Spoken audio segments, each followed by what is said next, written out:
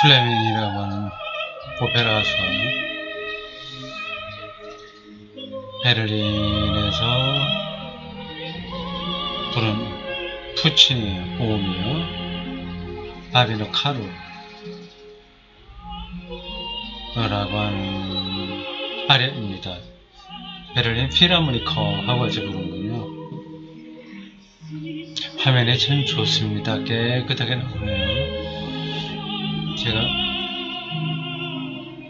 컴퓨터를 새로 사서 그런지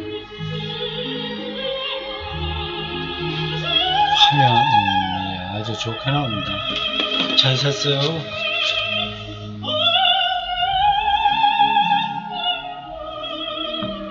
플레밍이라고 하는 사람입니다. 이름이 조금 더 붙어 있을 텐데,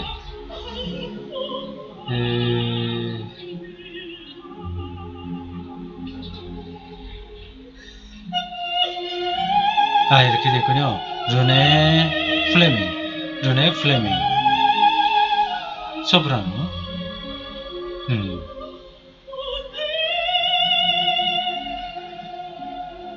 이거 재밌겠습니다. 요건 한 곡만 들어있는데, 여기 댓글로 풀 랭스 콘서트, 그 콘서트 전체가 다 담겨있는 게 있군요. 이건 나중에 한번 봐야 되겠습니다. 이 노래 좋네. 아니, 노래 부르는 자세가 참 좋네요. 완전히 거기에 몰입해서 부르네요. 이 가사까지 알면 좋은데. 르네 플레밍 멋진 가수입니다. 몇 가지 보겠습니다. 알레스터 메카레스 책 우주 29강 하겠습니다. 170쪽입니다.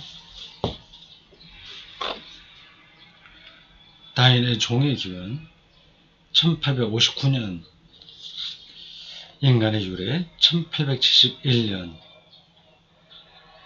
두 책이 12년 차이를 두고 나왔습니다. 이 책은 의미심장한 문화적 논쟁을 불러일으켰고, 그 논쟁은 흔히 다윈주의 세계에서 인간의 위치와 지위에 초점을 맞추었다.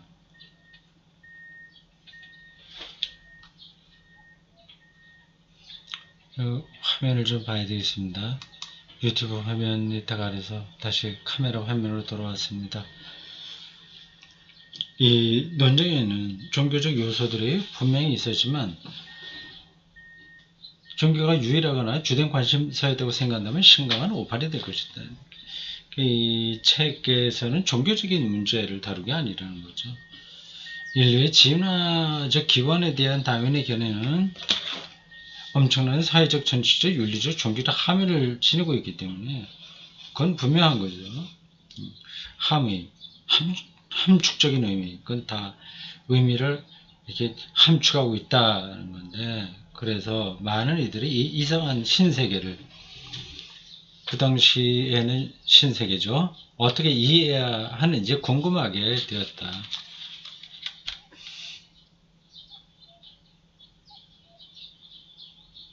이 신세계는 인간의 개념적 위치가 달라진 듯 보였기 때문이다. 인간이 최상층에 있었다고 생각하는데, 진화론에 따라서도 그거는 그렇게 변하는 건 아니지만, 어쨌든 인간이 여러 다른 동물들과 같은 뿌리를 두고 있다고 하는 게 증명된 거죠. 다른 동물들과 형제들이라고 하는 겁니다. 인간을 하나님이 따로 이렇게 개체로서 창조한 게 아니라, 그런 개연성이 들어있는 더 근원적인 것을 창조했고, 거기서 이렇게 인간이라고 하는 개체가 나오게 된 거죠. 그러니까 인간의 위치가 달라진 거죠. 독자적으로 따로 있다고 생각했는데 독자적인 거 아니다. 다른 동물들과 형제가 아니다. 이겁니다.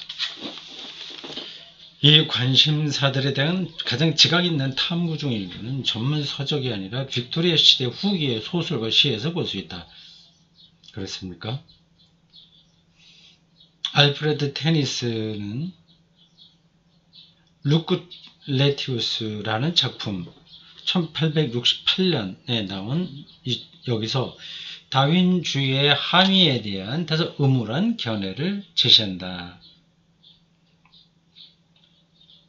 그 시는 로마 철학자 루크레티우스가 유물론과 자신의 동물적 요구를 점점 더 크게 인식하게 되던 끝에 결국 자살로 내몰리는 상황을 묘사한다. 그런가 하면 조지 메르데스는 가을에 땅의 정령에게 바치는 송시에서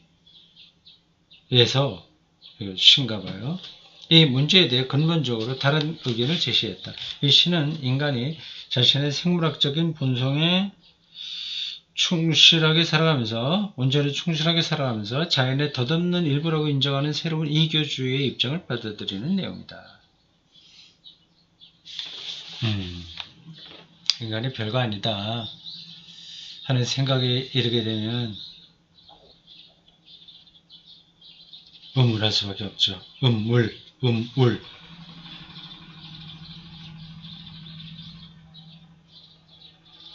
다윈 사상에는 기독교를 포함한 전통적 종교적 믿음과의 갈등을 유발하는 세 가지 주요 주제가 있다. 세 가지 주제가 있다고 하네요. 재밌겠습니다. 이어지는 내용에서 우리는 세 가지를 간략하게 살펴볼 것이다.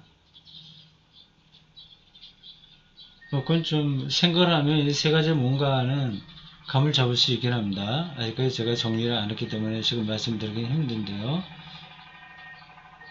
인간, 아까 말씀드린 것 중을 조금 더 연결시켜서 본다면 이런 겁니다. 인간이 처음부터 이렇게 독자적으로 창조된 게 아니라 다른 유인원, 거슬러 올라가는 거기로부터 이렇게 나온 거라고 한다면 도대체 인간의 기독교가 볼 때 하나님의 형상으로 지음받았다고 하는 이 독자성, 이게 유지될 수 있겠는가 하는 그러한 문제가 있고요. 그리고 앞으로도 인간이 다른 종으로 진화해 갈 수 있다는 말이 되지 않습니까? 진화론에 따르면. 그게 종말론적으로 인간이 열려 있다. 그렇게 볼 수 있기는 한데, 현재 인간의 의미? 이런 것들이 과연 확보되겠는가 하는 그런 질문도 가능하긴 합니다. 그게 그렇게 결정적으로 중요하지 않은 것 같은데, 세 가지라고 이 맥가르스가 얘기를 해서, 근데 잠깐 이렇게 즉흥적으로 떠오르는 거를 생각해 본 겁니다. 맥가르스가 어떤 걸 얘기할지는 저도 잘 모르겠습니다. 근데 기대가 돼요. 세 가지 충돌점이 있다 말하는 겁니다. 여기서 우리의 관심사는 빅토리아 시대의 역사적 논쟁이 아니라 그에 상응하는 20세기의 논쟁이다. 20세기의 논쟁이요? 21세기가 아니라 20세기요? 보자, 이 책이 나온 게 21세기죠. 잠깐. 20세기 논쟁을 자기가 살펴보겠다는 그런 뜻인가 봐요. 책을 다시 한번 보겠습니다. 원서가 언제 나왔는지 보겠습니다. 이렇게 책을 보면 그 앞에 발행 연도, 원서에 대한, 그런 것들 있잖아요. 여기요. 그런 걸 보면 됩니다.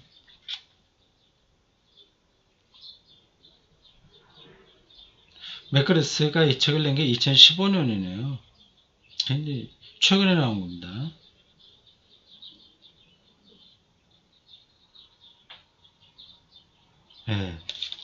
그렇습니다. 세 가지라고 얘기했죠. 1, 2, 3 이렇게 나가네요. 그 재미있겠습니다. 일단 이게 세 가지가 뭔가 이 번호로 나온 소제목을 읽어보면 알 수 있겠군요. 172쪽에 보면 첫 번째가 나옵니다. 다윈주의는 인간 본성에 대한 유물론적 이해를 제공한다. 유물론적이다. 뭐 그게 뭐 큰 문제는 아니죠. 유물론. 아, 물질, 뇌, 과학, 종교심 이런 거는 다 인간의 물성에서 나왔다. 그렇게까지 나가게 될 테니까 충돌한다는 거죠. 두 번째는 173조 신이 세상에서 제거된다. 꼭 그렇지는 않을 텐데 하여튼 뭐 그런 충돌점이 있는데 맥거레스는 그게 충돌점 아니다. 그거 얘기하려고 하는 거 아니겠습니까? 세 번째 175조 창세기 전통 해석에 대한 도전. 하나님이 개체를 따로따로 다 창조했다고 하는 것에 대한 도전이에요. 근데 일반적으로 우리가 알고 있는 그 충돌점을 세 가지로 얘기를 합니다. 이게 실질적으로 문제가 되는 건 아니다. 그거 말하려고 하는 거 아니겠습니까? 여태까지 쭉 이 맥거레스가 말한 거를 전제한다면 그렇게 추정이 됩니다. 내용을 보겠습니다. 172조 1. 다윈주의는 인간 본성에 대한 유물론적 이해를 제공한다. 다윈의 인간의 유래의 책 이름이에요. 인간의 유래. 두 가지 중요 저서가 있습니다. 종의 기원 하나고 또 하나는 인간의 유래. 가장 독특한 중심 주제 중 하나는 인간이 모종의 하등 유기체 후손이라고 하는 것이다. 인간의 모든 하등, 이 하등이라고 하는 단어가 왜 이렇게 들어갔을까요? 약간 좀 따라가기가 아주 애매합니다. 인간이 모종의 하등의 유기체 후손이라고 하는 것이다. 하등, 이거 빼도 문제는 안 되죠. 문제는 안 되죠. 인간은 유기체 어느 것 중에 하나, 하등 여러 것 중에 하나라고 하는 뜻이겠죠. 하등 유기체 후손이라고 하는 것이다. 인간은 진화 과정의 관찰자뿐만 아니라 참여자로도 이해해야 한다. 당대에 두드러진 진화 속에 포함되어 있다고 하는 겁니다. 이거는 유기적인 관계로 진행되는 거죠. 여기서 관찰자뿐만 아니라 참여자로도 이해해야 한다 되는 거, 뭐 이런 뜻입니다. 이게 진화론을 관찰하고 있잖아요, 학문적으로. 그러면서 그 진화 속에 들어가 있는 거죠. 그러니까 사람이 콩의 진화 과정을 연구하는 거에서는 인간이 거기 참여하고 있는 건 아닌데, 동물의 세계에서 진화 과정을 특징들을 살펴가는 관찰자이지만 동시에 거기 진화에 참여해 있다 거죠. 당대 두드러진 특징이던 진보 이념에 영향을 받은 것인지 다윈은 이 사실이 미래 시대에 소망을 가져다 줄 것이라고 보았다. 인용한 겁니다. 각주 40분에 있는데 뭐 자세한 건 여러분들이 찾아보시기 바랍니다. 인간은 생명체의 계층 구조에서 정생에 올랐다는 사실에 모종의 자부심을 느껴도 괜찮을 것이다. 그건 분명하죠. 스스로의 노력을 통해 얻은 것은 아니라고 해도 말이다.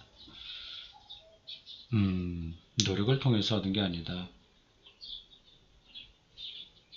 아주 우연하게 거기에 이르게 된 거죠.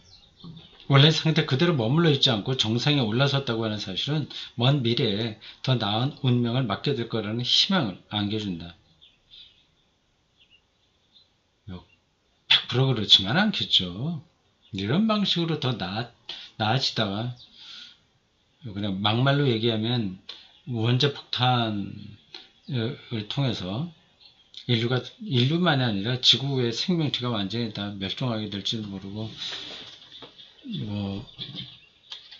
세균만 지구에 남을지도 모르죠. 좀 묵시적인 상상인데 희망을 안겨준다고 진화의 관점에서 다윈을 이야기하고 있습니다. 일단 그렇게 볼 수 있는 거죠. 인간 몸에는 하등 생물에서 유래했다는 흔적이 지워지지 않고 여전히 남아있다. 이게 하등이라고 하는 것이 고등, 하등 뭐 그걸 얘기하는군요. 참 조금 오해했습니다. 다시 그 위로 올라가서 아까 하등 이게 무슨 뜻으로 여기 있나 약간 혼란스러워했던 대목입니다. 인간의 모종의 하등 유기체 후손이라는 것이다. 하등 유기체. 뭐 침팬지와 공동의 조상이었으니까 유인원까지 내려가는 그 전체 과정. 현재 인간보다는 하등 유기체다. 거기서부터 이렇게 인간이 고등한 유기체가 됐다 그 얘기군요. 네, 거기까지 인용한 대목입니다. 인간과 동물 세계의 진화적 고리를 인정하면 인간이 좀 더 동물은 좀 더 인간처럼 보인다.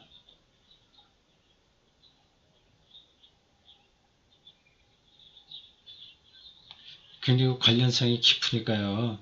동물은 아주 우리가 무시했잖아요. 근데 진화적 고리 우리 인간이 하등 동물에서 이렇게 진화해 왔으니까 그 하등 동물도 조금 그럴듯해 보이고요. 인간은 더 거슬러 올라가면 하등 동물이니까 동물처럼 보인다. 다윈의 이론적 틀 안에서 라마르크의 이론체계 안에는 다를지 몰라도 인간은 어떤 의미에서도 진화의 목표나 정점이라고 말할 수 없다. 종교적 관점에서 이것은 많은 우려를 제기했는데 아마도 가장 두드러진 것은 인간만이 불멸의 영혼을 보유한다는 전통적 믿음을 위협한다는 우려일 것이다. 이 문제는 다음 장에서 보다 자세히 검토하기로 하자. 인간만이 영혼을 보유한다. 앞에서 제가 약간 암시적으로 한 내용입니다. 인간은 하나님의 형상으로 지음받았다. 그 얘기죠. 그 하나님의 형상이나 그 영혼을 가졌다고 하는 것 같은 이야기입니다. 그러나 이 믿음은 종교적 범위를 훌쩍 뛰어넘는다. 대부분의 다윈주의자들은 우리가 동물이고 진화 과정의 일부임을 인정하는 것이 진화론적 세계관의 당연한 규결이라고 주장한다. 따라서 다윈주의는 종차별주의 배후에 놓인 종차별주의, 종과 종 사이의 차별, 인간의 높이 있고 침팬지는 그 밑에 있고 쭉 내려간다. 이런 배후에 놓인 자연 속 인간의 위치에 대한 절대주의적 가정들을 비판한다. 인간이 아주 정점에 있어서 밑으로 이렇게 하부 구조가 있다고 하는 그런 걸 비판한다. 종차별주의는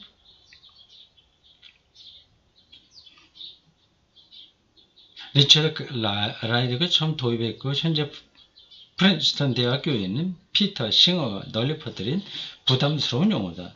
사실 뭐 기독교 정통 입장에서도 종차별주의가 들어서기는 힘듭니다. 인간에게 그 특성이 있긴 있으나 그거는 뭐예요? 세상을 다스리라. 세상에서의 청지기로서 사명을 감당한다는 점에서 특징이지. 우리가 우월하다 하는 것.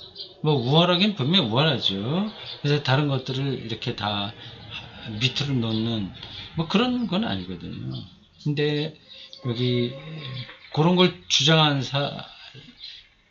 학자가 있었던 것 같습니다. 이 용어가 제기한 거북한 질문들은 전통 종교의 영역을 훌쩍 뛰어넘어 두루미친다. 많은 정치적, 윤리적 이론들이 종교적 근거에서건 세속적 근거에서건 자연 안에서 인간의 특권적 지위라는 가정에 입각해 있기 때문이다. 그걸 종차별주의라고 하네요. 원어로 뭐라고 되었습니까? 스페시시즘. 종차별주의. 여기서 다루는 일부 주제들은 다음 장에서 탐구할 것이다. 이건 신학적으로 상당히 중요한 문제입니다. 다음에 설명을 해준다고 하니까 기다려 보겠습니다. 다음 장에서는 인간 본성에 대한 본성, 본질에 대한 과학적 해석과 종교적 해석의 관계를 더 깊이 살펴볼 생각이다. 그러나 지금은 다윈의 이론들에 나오는 구체적인 종교 문제를 살펴보기로 하자. 첫 번째 충돌점을 맥거리에서 설명했습니다. 유물론적 이해이기 때문에 이 기독교의 그 혼에 대한 입장, 불멸 요거와 연관시켜서 더 두드러지게 나타나는 건데, 그게 이제 문제가 된다고 하는 거죠. 맥거리에서는 그걸 문제라고 생각하지 않을 겁니다. 자, 두 번째 충돌점. 신이 세상에서 제거된다. 이건 뭐 더더욱 아니죠. 한 가지 공통적인 종교적 관심사는 다윈의 진화론이 세상에서 신의 역할을 완전히 제거해버렸다고 하는 것이다. 이건 근본주의자들만 그렇게 생각하는 거죠. 진화가 이루어지는 데는 신의 행위가 필요하지 않고 변이의 임의적 성격은 신의 창조나 섭리의 관념과 모순된다. 그렇게 주장하는 사람들이 있다고 하는 겁니다. 신의 창조와 섭리는 설계, 목적, 의도성과 이어져 있다. 그래서 리처드 도킨스는 다윈의 이론이 신에 대한 믿음을 불필요하게 만든다고 주장한다.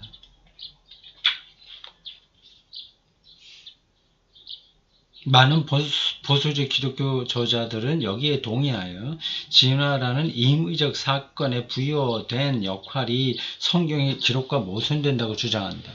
창조론 저자들은 창조과학에 속한 사람들이죠. 종종 이 부분을 다윈주의 비판에서 가장 중요한 요소 중 하나로 여긴다.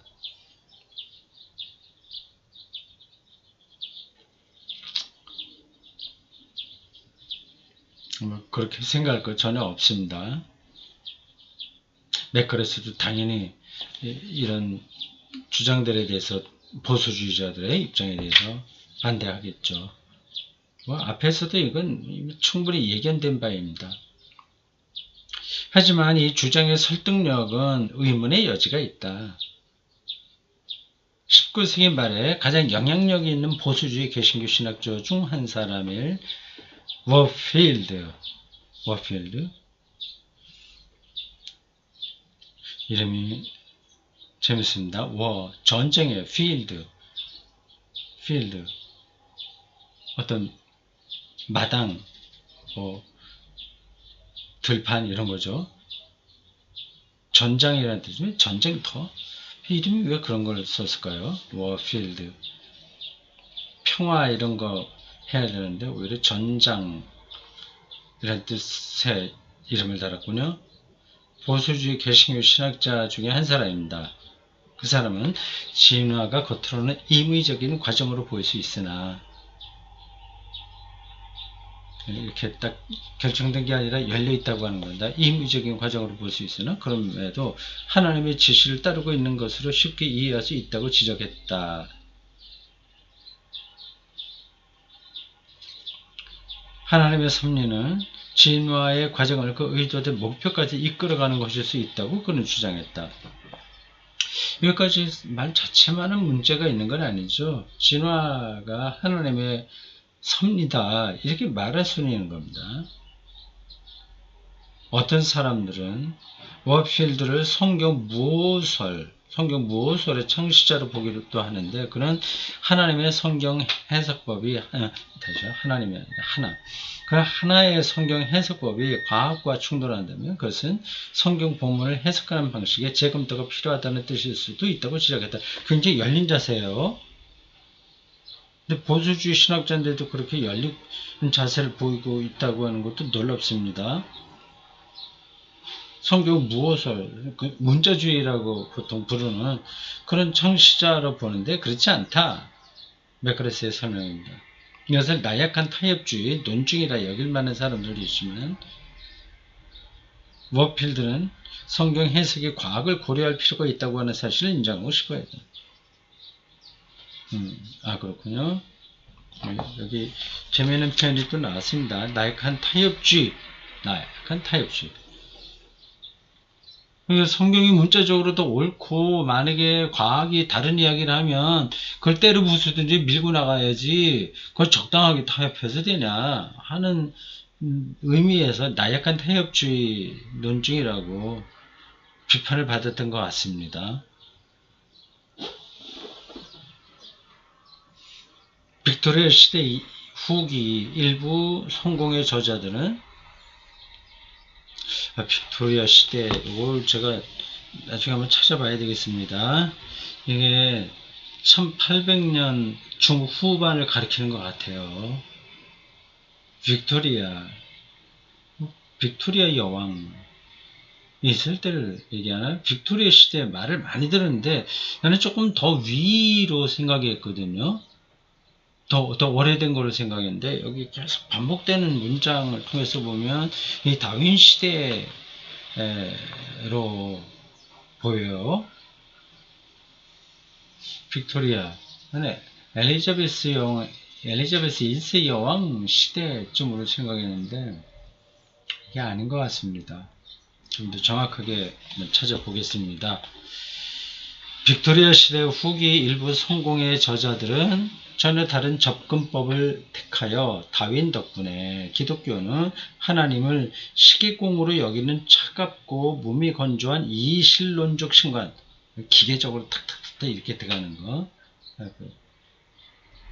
에서 벗어나게 되었다고 생각했다. 굉장히 여유가 있는 태도죠. 과학에 대해서 열린 태도를 보인 거죠. 19세기 성공의 신학자 오브리 무어는 다윈이 적의 탈을 쓰고 기독교 앞에 나타나 친구의 일을 해주었다고 말하는 것으로 유명하다. 적처럼 보이긴 하는데 결국 기독교에 도움을 준 사람이다. 그렇게 표현했다고 하죠. 재밌습니다. 이 맥거리스가 영국 학자라서 그런지 몽땅 다 지금 영국 학자들만 예로 듭니다. 루터 교에 속한 사람들은 어떤 입장을 취했는지에 대해서 별로 말이 없어요. 어떻단 말인가? 이 결점투성의 신관으로부터 기독교를 해방시켜 줌으로써, 결점투성이라고 하는 것은 그 하나님을 시계공으로 여기는 겁니다. 시계, 기계가 탁 맞물려서 탁탁 돌아가지 않습니까? 그렇게만 그러면 뭐 어떻게 다른 식으로는 안 되잖아요. 이게 톱니가 딱 맞물려 있으니까 하나님을 그런 식으로 보는 거는 결점투성이다. 하지만 기독교 저술가들이 진화 과정에 하나님의 관여하심을 설명하기 위해 가장 널리 제안한 기제는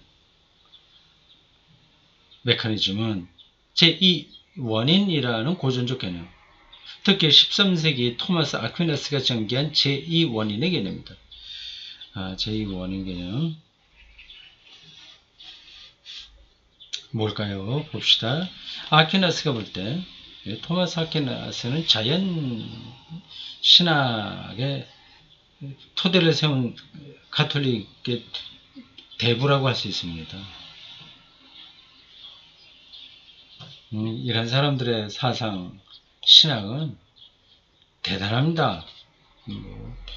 가톨릭 신학을 우리가 좀 비판적으로 볼 수 있는데 이렇게 만만한 게 아닙니다. 아퀴나스가 볼 때 하나님의 작동 원인은 많은 방식으로 작용한다. 하나님이 어떤 일들을 직접적으로 하실 능력이 있는 분이라고 하는 점은 인정돼야 되지만 그분의 전능성이라고 하는 점에서 그렇습니다. 하나님의 인과적 인과적 효과성, 원인과 결과의 효과성을 창조 질서에 위임한다. 그 진화가 창조 질서에 해당되는 거죠. 아퀴나스는 이 제2원인 개념을 위임, 창조와 위임이군요. 창조는 제1원인 개념이고요. 그 위임 이거는 제2 개념이라고 하는 거예요. 하나님의 제1원인은 원인인 개념의 대안이 아니라 확장으로 이해한다. 이 제2원인 개념을 불러일으킨다고 하는 게 원인이죠. 그거를 하나님 제1원인 개념의 대안이 아니라 확장으로 이해한다. 그냥 창조한 것에 대한 대안이 아니라 확장으로 이해한다. 깊이 연결되어 있다고 하는 겁니다. 창조 질서 안에서 일어나는 사건들은 목적이신 하나님에 대한 궁극적이고 의존성을 전혀 부인하지 않고도 그렇죠. 복잡한 인과관계들 안에서 존재할 수 있다. 따라서 창조 질서는 자연과학으로 조사할 수 있는 여러 인과관계들을 보여준다. 자연과학 그 관계, 창조 질서와 자연과학의 긴밀성을 말합니다. 우리 이러한 인과관계들이 무신론적 세계관을 함축한다거나 필요로 한다고 보지 않고도 그런 과학적 연구, 이론 이런 것들이 하나님을 부정하지 않으면서도 그것들을 조사하고 서로 연관 지을 수 있다. 무신론이 전제되는 게 아니다. 그렇죠. 저도 똑같이 생각합니다. 하나님이 창조하신 세계는 고유의 질서와 과정이 있다. 아퀴나스는 사실상 찰스 킹슬리의 통찰, 즉 하나님은 만물이 스스로를 만들도록 지으실 수 있다는 이러한 통찰을 탐구할 더욱 엄격한 틀을 제공했다고 볼 수 있다. 찰스 킹슬리보다 먼저 아퀴나스가 그 토대를 세운 거죠. 좀 딱딱하죠. 좀 까다롭기도 하고요. 이게 우리가 책 읽기가 이런 방식으로 된 것들을 많이 접하지 못해서 뭐 이런 책만이 아니라 전문적인 책들은 되게 그런데 그냥 우리는 보통 소설점을 술술술술 나가야 쉽지 않습니까? 이건 이렇게 서로 논리가 있고요. 또 이것저것 여러 가지 막 붙고 또 개념적인 용어들이 막 나오고 해서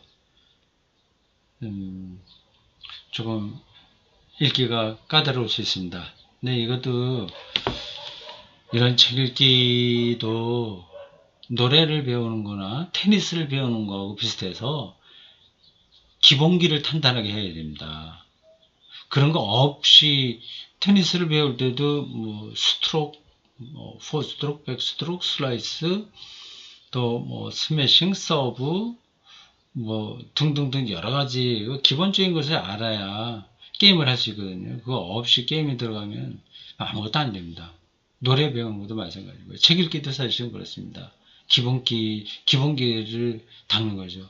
그러니까 언어에 대한 개념이에 그리고 논리성 그런 것들을 익숙하게 해야 되죠. 오늘 여기까지 하겠습니다.